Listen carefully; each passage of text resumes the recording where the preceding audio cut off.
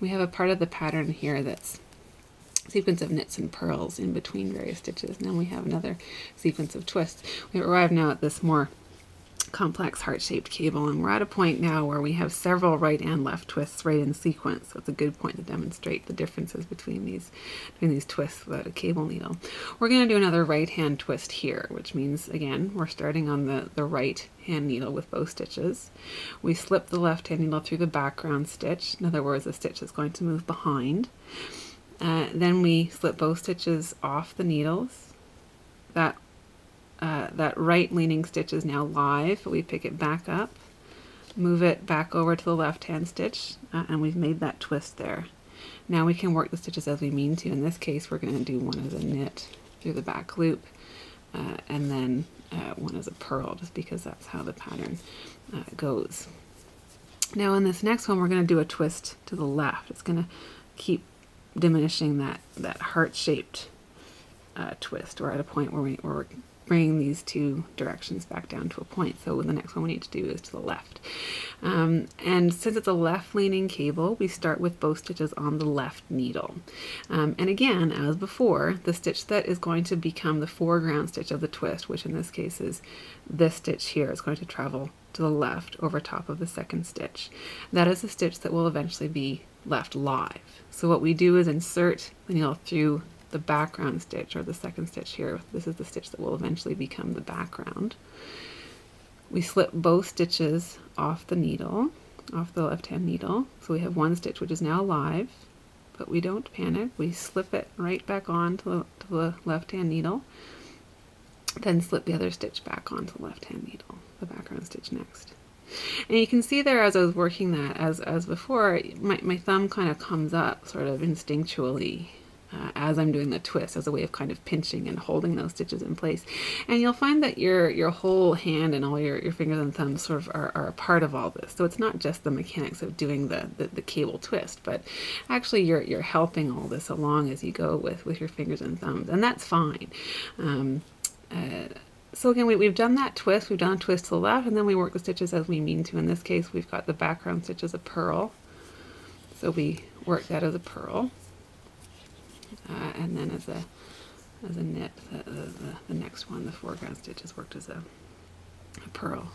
So there we can see there's a lot of twisting action going on.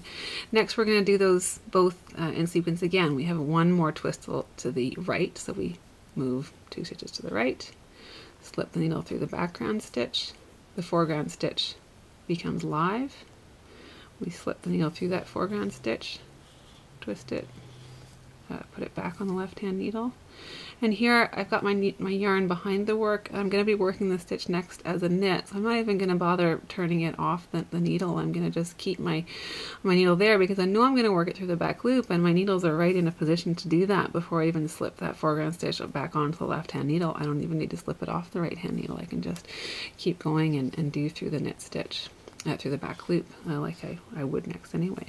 This is the kind of thing you can do if you're getting the hang of this kind of technique. And second, I'm going to do another stitch, another twist to the left, another left-leaning twist. We're going to start with both stitches on the left-hand needle. I'm going to put my needle, my right needle through the background stitch. I'm going to slip both stitches off. We have the foreground stitch is now live. Put it back through the needle, work the twist, and then work the two stitches as we mean to according to pattern.